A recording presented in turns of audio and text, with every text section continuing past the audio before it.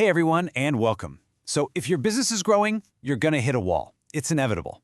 And you have to ask a really tough question. Is the off-the-shelf software that got you to this point now the very thing that's holding you back? Today we're gonna talk about that exact tipping point, when building your own software isn't just a cool idea, it's a strategic necessity. Let's jump in. So most businesses start out with something I like to call a Frankenstack. You know what I'm talking about, right? It's that messy patchwork of different apps, all stitched together with a whole lot of spreadsheets, manual copy-pasting, and some kind of shaky third-party connectors. And look, it works. For a while. But then, this monster that you've created starts to turn on you. It slows everything down, and it becomes this huge, frustrating bottleneck. And listen, this isn't some crazy out there idea. A full 75%, 3/4 of IT leaders are on board with this. They believe that building custom software flat out leads to better business outcomes. So what we're talking about today isn't some big, risky leap of faith. It's a smart, strategic move that the best companies are already making. Okay, so first things first. Let's really dig into the problem itself. We're going to uncover all the hidden costs and the strategic dangers that are lurking inside that Frankenstack of yours. Now, I know exactly what you're thinking, because it's the #1 objection I hear. Custom software? Isn't that just way too expensive? I mean, the upfront cost seems huge, right? Especially when you compare it to a simple monthly subscription. But is it really cheaper in the long run? Let's poke a hole in that assumption. To get to the real truth, you can't just look at the sticker price. You have to think in terms of something called total cost of ownership, or TCO. This means you add up everything, every single direct and indirect cost over the entire lifetime of that software. And this right here is where the whole cost argument gets flipped completely on its head. Yeah, in year one, that $200,000 custom build looks pretty scary next to the $24,000 off-the-shelf option. But fast forward 5 years, and the story is totally different. Those COTS subscription fees keep climbing, integration costs pile up, and then there's that hidden productivity tax. All of a sudden, the cheap option is nearly twice as expensive. The initial savings? Poof, gone. But that high TCO, it's really just a symptom of much deeper issues. So let's get into the 5 big red flags. The signs that your software isn't just a nuisance, it's actively working against your success. All right, sign number 1. This is the big one, the most strategic one of all. It's when your software starts messing with your secret sauce. That unique way you do business, the very thing that makes you better than everyone else. We call that your competitive mode. It's what protects you. But here's the problem. Off-the-shelf software is built for the average company. And you're not average, right?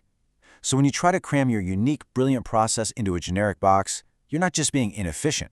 You are literally destroying what makes you special.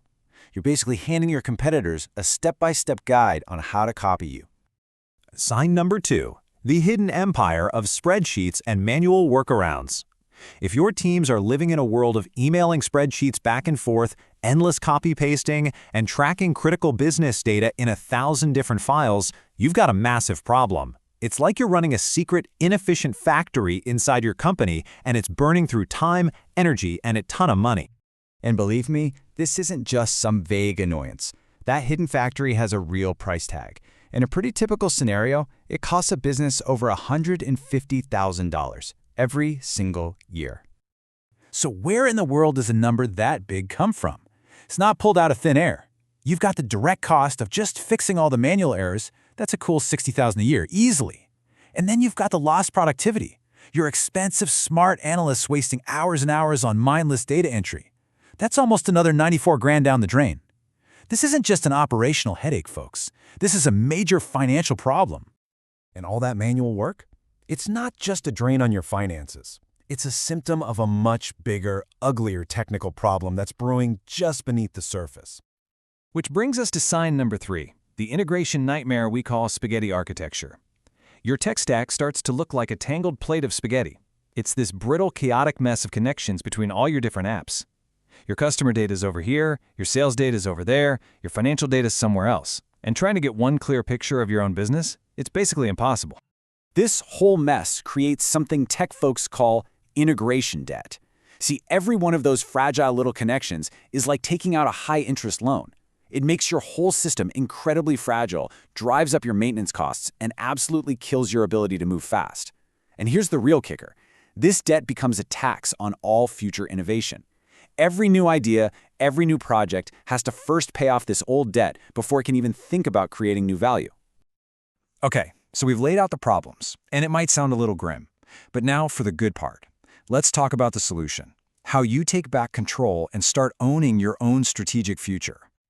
This leads us right into sign number 4. You realize you're trapped by vendor lock-in. Think about it. When you buy off-the-shelf software, you're not just buying a tool, you're outsourcing a critical piece of your company's strategy.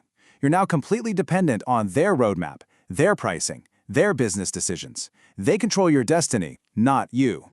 Let's break it down. Off-the-shelf software is an operational expense, an OpEx. It's like renting an apartment. You pay every month, but you build zero equity, and you're stuck with whatever the landlord decides to do. Custom software? That's a capital expense, a CapEx. This is like buying a house.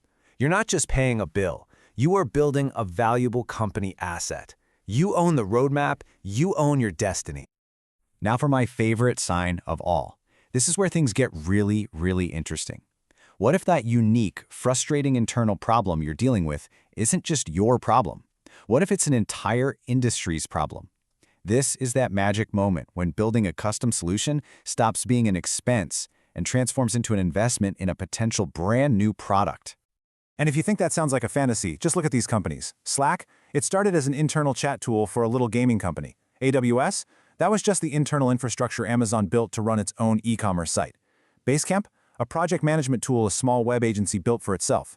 They all solved their own problems so well that it became a product that now dominates the market. Okay, so building your own software is a huge step. I get it. And it definitely comes with some real risks. So in this final section, let's talk about how you manage those risks and do this the smart way, using a clear, strategic framework. And let's be totally honest, the risks are no joke.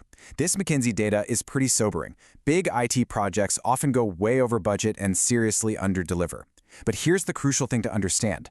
These risks are not inevitable. They are completely 100% manageable if you just have the right approach from the start. So how do you avoid becoming another one of those statistics? You de-risk the whole thing with a simple 3-step framework. Number 1, start with an MVP, a minimum viable product. Solve your single biggest, most painful problem first and get value into people's hands quickly. 2, embrace agile development. Work in short, iterative cycles with constant feedback from the business. And 3, and this is probably the most important one, choose the right partner. You don't just need a team of coders, you need a strategic advisor who actually understands your business goals. And that all brings us to the final question. This is the one I want to leave you with. Take a good, hard look at your company's technology and ask yourself this. Is our software an asset that enables our strategy, or is it a constraint that dictates our strategy for us? The answer to that question will tell you everything you need to know. Thanks so much for watching.